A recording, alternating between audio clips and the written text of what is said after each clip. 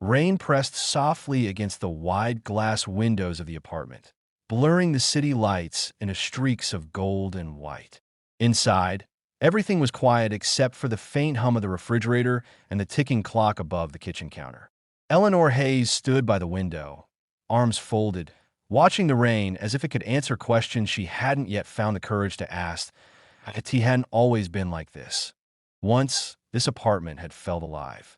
There had been laughter echoing off the walls, music playing too loudly on Sunday mornings, and the careless intimacy of two people who believed they had all the time in the world.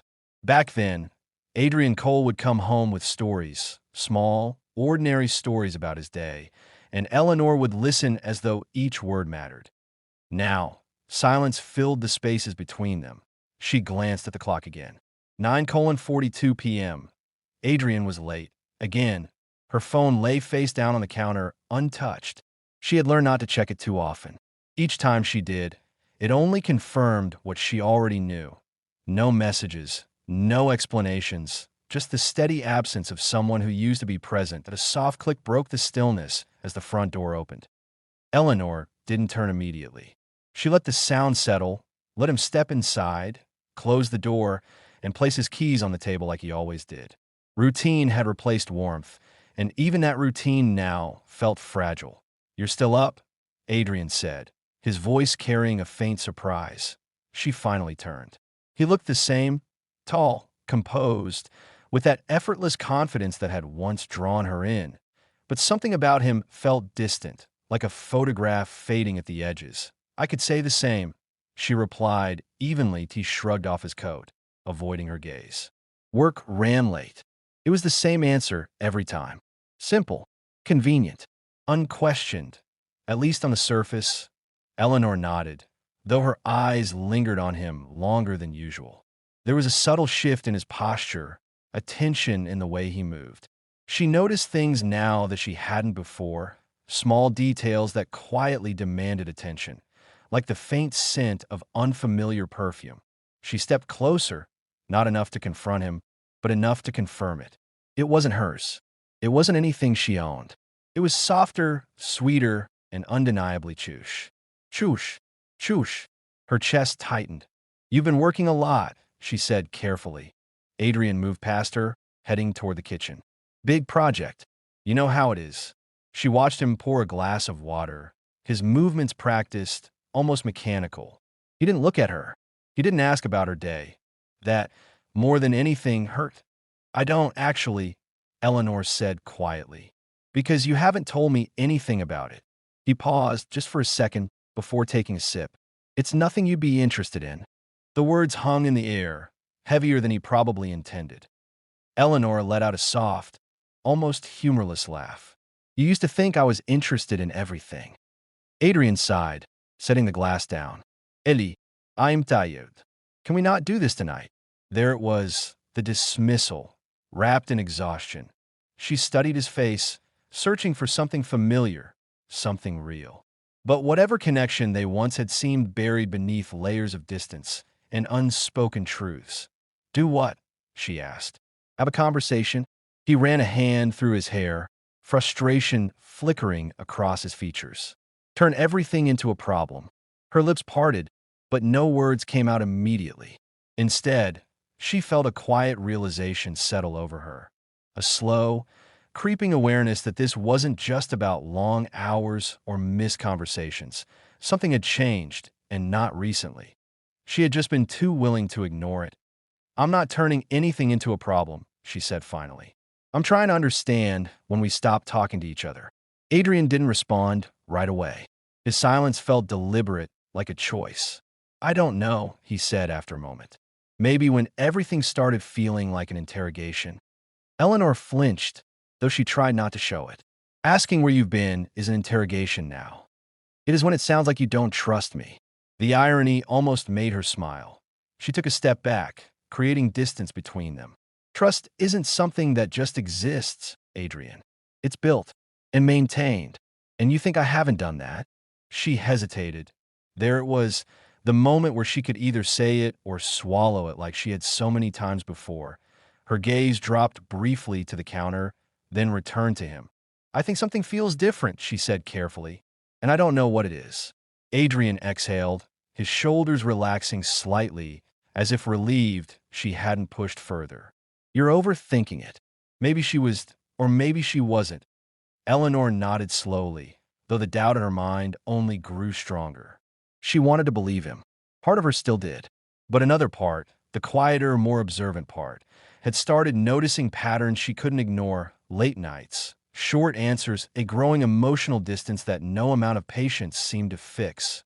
Maybe I am, she admitted. Adrian gave a small, almost reassuring smile. You always do. The words were meant to comfort, but they felt dismissive instead. Eleanor forced a faint smile in return, though it didn't reach her eyes. Maybe. He picked up his glass again, finishing the water before setting it down with a soft clink. I'm going to take a shower. Okay. He moved toward the hallway without another word, disappearing into the bedroom. A moment later, the sound of running water filled the apartment. Eleanor stood there, motionless. Then, slowly, she walked over to where he had left his coat. She didn't know why she did it. Maybe it was instinct. Maybe it was desperation. Or maybe it was the quiet need for confirmation. Something solid she could hold on to, one way or the other. Her fingers brushed against the fabric before slipping into the pocket. First, she found nothing. Then, tucked neatly inside, her hand closed around something small and unfamiliar. She pulled it out, a receipt. Her eyes scanned the printed text, her heart beginning to race as the details became clear at a restaurant. Not just any restaurant. An intimate, upscale place known more for quiet dinners. Then business meetings date. Tonight, table for two. Eleanor stared at the paper, the words blurring for a moment as her grip tightened. For two, the sound of the shower continued in the background, steady and indifferent. She swallowed hard, a strange calm settling over her despite the storm building inside. This wasn't proof of everything, but it was enough to change something fundamental, enough to shift doubt into suspicion, enough to make her question every late night, every vague explanation, every moment he had chosen silence over honesty. Eleanor placed the receipt back exactly where she had found it, her movements careful, deliberate. Then she stepped away. By the time Adrian returned, she was back by the window, watching the rain as if nothing had changed. But everything had. And for the first time, she wasn't sure if she wanted the truth, or if she was ready for what it might reveal. The next morning, Olivia woke with a restless heaviness. Sleep had offered little comfort, her mind replaying fragments of yesterday's dinner, the flicker of tension in Ethan's eyes, and the unspoken question hovering between them. She went through her routine mechanically: tea, balcony, planner. But the warmth she usually felt was absent, replaced by a gnawing uncertainty.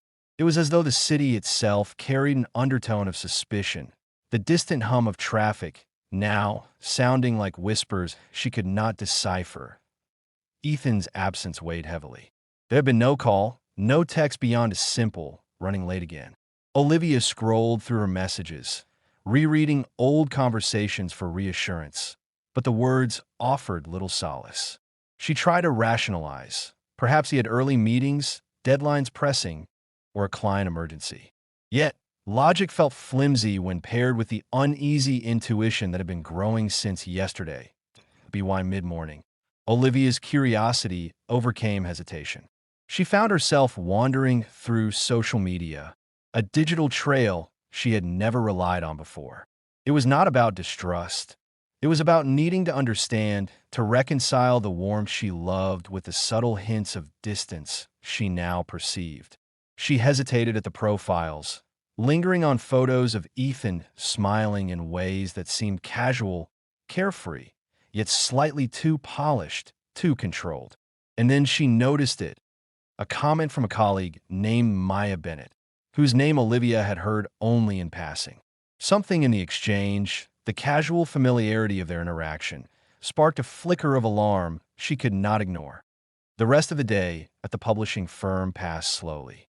Olivia's mind wandered, her attention fragmented by the subtle tension she could no longer suppress. Lucas noticed her quiet distraction during their lunch break. "You're miles away," he said gently, nudging her shoulder. Olivia offered a half smile, brushing it off. Just a lot on my mind, she replied, though even she sensed how hollow it sounded. After work, Olivia's routine walk home felt heavier than usual. The crisp January air seemed to bite, and her thoughts circled relentlessly.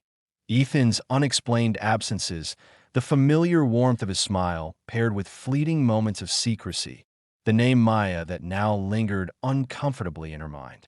She tried to push the worries aside, telling herself she could confront him later. But the knot of suspicion tightened, refusing to be ignored her apartment.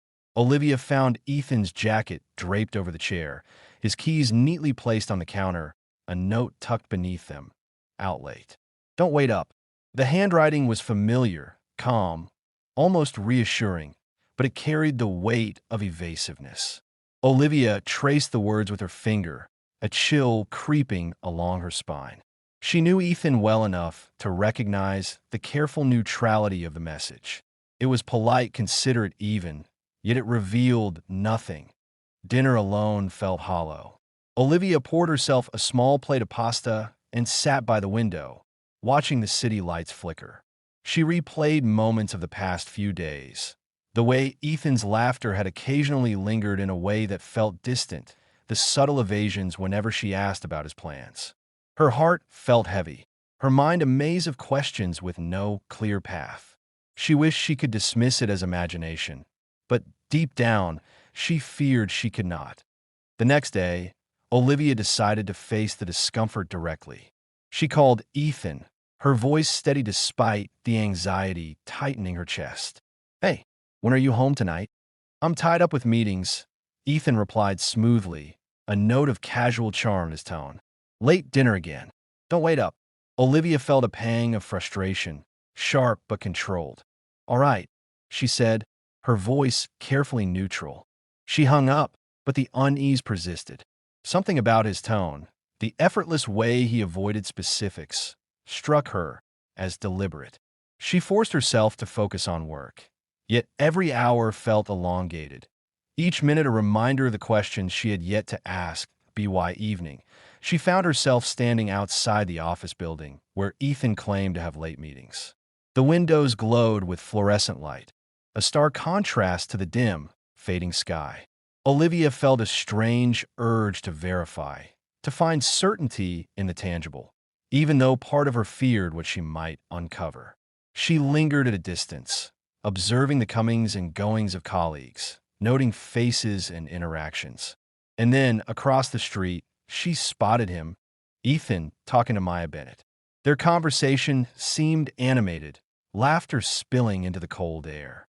Olivia could not hear their words, but their closeness, the easy camaraderie, set off a cascade of doubts she could no longer ignore. She retreated silently, heart pounding, mind racing with questions and scenarios. Nothing was confirmed, and yet everything felt destabilized. For the first time, Olivia realized that trust was not a static state. It was fragile, contingent, and easily tested. She returned to her apartment, her hands trembling slightly as she closed the door behind her. That night, Olivia lay in bed, staring at the ceiling. Ethan's absence was palpable, and a memory of him with Maya replayed endlessly in her mind. She wondered if confrontation would bring clarity or fracture what remained of their relationship. Fear and hope wrestled within her, a tug of war she could not resolve as the city hummed softly outside. Olivia made a quiet vow to herself.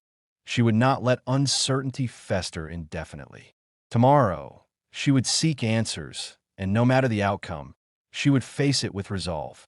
The tension was no longer a whisper at the edges of her life. It had become a pressing presence, shaping her thoughts, her emotions, and the decisions she knew she could no longer avoid. And with that resolve came a quiet, uneasy anticipation. Olivia closed her eyes, aware that her life, her love, and her trust were poised on the edge of change, the outcome uncertain but inevitable.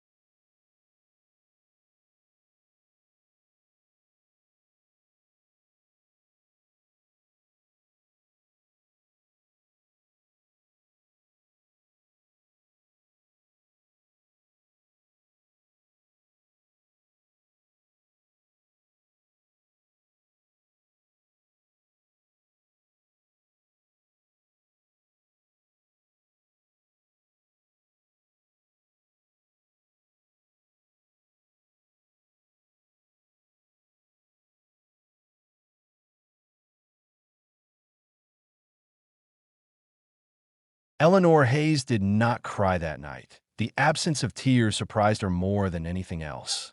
She had expected a collapse, some overwhelming wave of emotion that would leave her breathless and undone. Instead, what settled in her chest was something quieter, heavier, an aching clarity that refused to be ignored by the time Adrian Cole returned home. The apartment was dimly lit and unnervingly still. Eleanor sat at the kitchen table, a single lamp casting soft shadows across her face. She didn't look at him when he walked in. "You're awake," Adrian said, his tone cautious. "I could say the same," she replied. Her voice steadied. He hesitated, as if sensing something unfamiliar in the air. "Long day." Eleanor let the silence stretch, then finally lifted her gaze to meet his. "Where were you?" The question was simple, but it landed with unmistakable weight. Adrian didn't flinch, though his eyes flickered for the briefest moment. "Work." The lie was identical to the ones before it, polished, effortless, and completely hollow. Eleanor studied him carefully, noting the way he avoided holding her gaze for too long. "You've been saying that a lot lately." He sighed, setting his keys down. "Because it's true."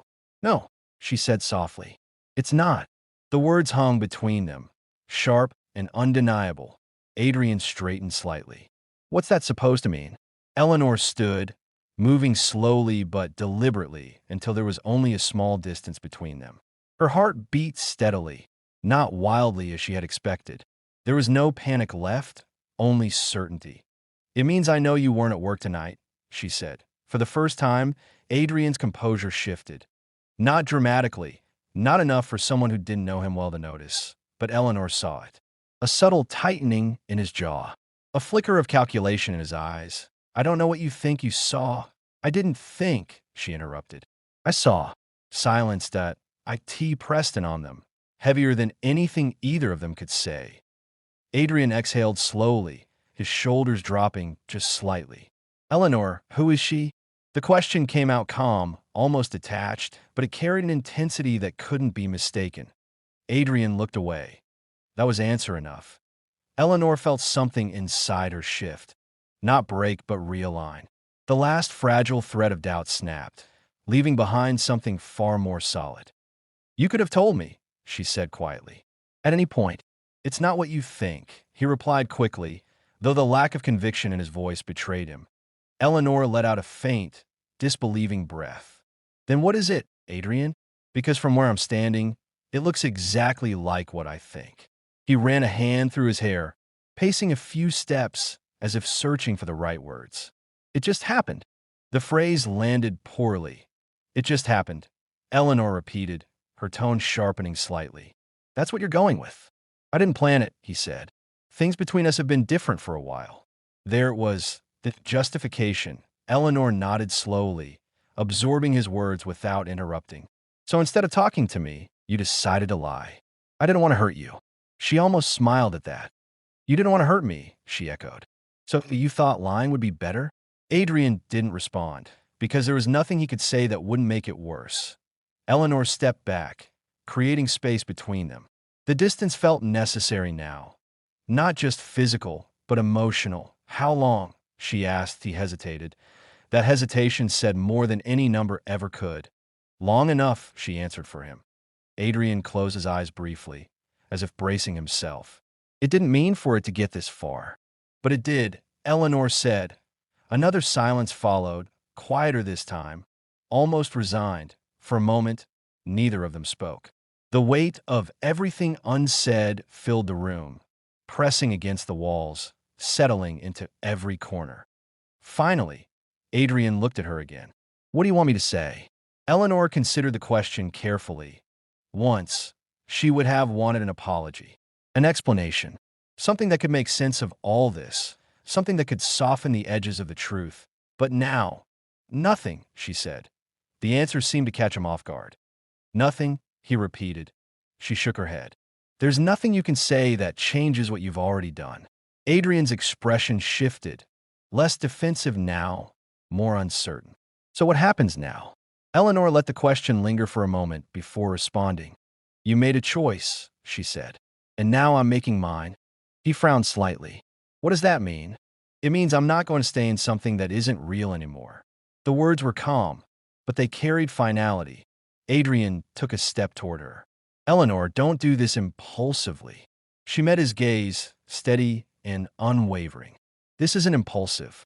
This is the result of everything you've been doing for weeks, maybe longer. It doesn't have to end like this, he insisted. Eleanor tilted her head slightly. How else does it end? He didn't have an answer, because there wasn't one. She exhaled slowly, the tension in her chest easing just slightly. I trusted you, Adrian, not just because of what we had, but because I believe you respected me enough to be honest. I do respect you, he said quickly. Then you should have acted like it. Her voice wasn't loud, but it didn't need to be. The truth carried enough weight on its own.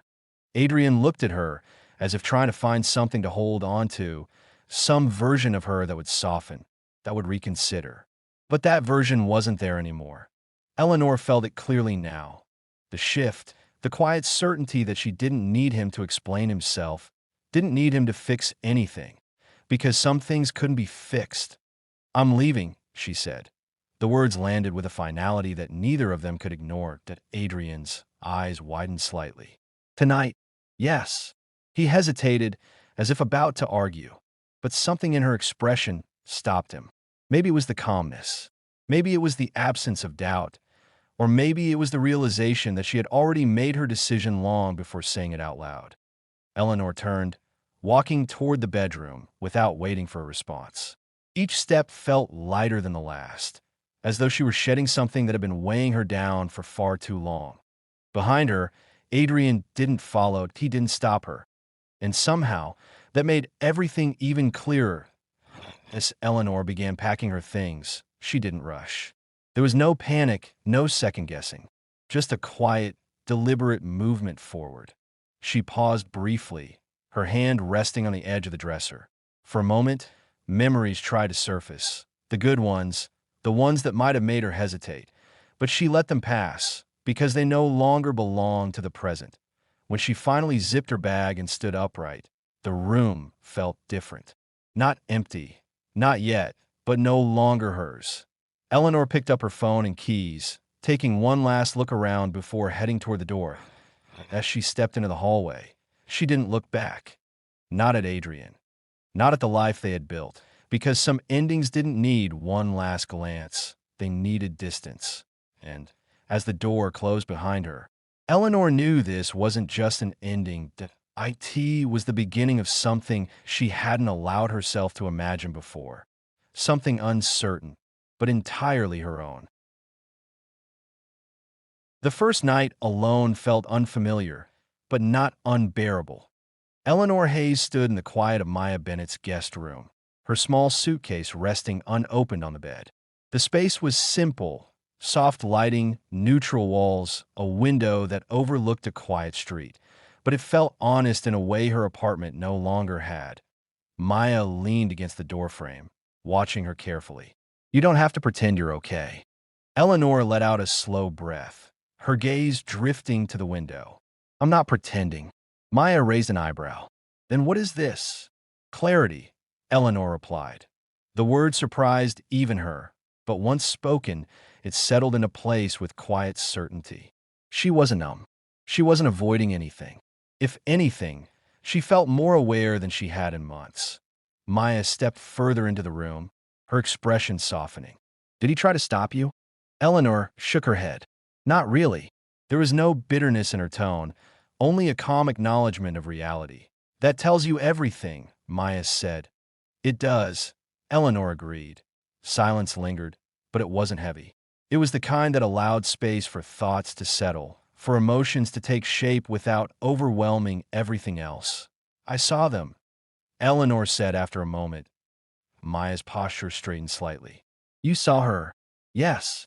And Eleanor considered the question, searching for the right words. She looked comfortable with him. Maya frowned. That's not your fault. I know, Eleanor said, but it made me realize something. What? Eleanor turned to face her fully. He didn't just drift away. He chose to be present somewhere else. The distinction mattered that it wasn't neglect born from confusion or stress. It was intentional, directed. Maya nodded slowly. That kind of clarity hurts, but it's also freeing. It is, Eleanor admitted. For the first time since everything had unfolded, she felt something close to steadiness. Not happiness, not yet, but a sense of control returning in small, meaningful ways. I think I stayed longer than I should have, she added quietly. Maya crossed her arms, studying her. Why? Eleanor's lips curved into a faint, almost reflective smile. Because I kept believing in who he used to be. And now I see who he is. The answer didn't carry anger. It carried acceptance. Maya walked over and sat on the edge of the bed. So what happens next? Eleanor glanced down at her suitcase, then back at the room around her. I figure out what I want without adjusting it to fit someone else. Maya smiled slightly. That sounds like a good place to start. It did. Later that evening, after Maya had gone to bed, Eleanor remained awake. The house was quiet, the kind of quiet that invited reflection rather than forced it. Her phone rested beside her on the nightstand. She hadn't checked it all day, not because she was avoiding it, but because she didn't feel the same urgency anymore. Whatever messages might be there, apologies, explanations, missed calls, they belonged to a version of her that no longer needed them. Still, after a moment, she picked it up. The screen lit up instantly. 3 missed calls, 2 messages. All from Adrian Cole. Eleanor stared at the notifications, her expression unreadable. For a brief moment, curiosity flickered. What would he say now that everything was exposed? Slowly, she opened the messages. The first was short, "We need to talk." The second came an hour later, "that I made a mistake." Eleanor read the words once, then again. They felt insufficient. Not because they weren't true, but because they didn't change anything. That a mistake was something accidental, something unintended. This hadn't been that. This had been a series of choices. She locked the phone without replying and set it back down. The silence that followed felt deliberate, not empty. Across the room, the window reflected her faintly against the dark night outside. She studied that reflection for a moment, noticing the subtle changes in her own expression.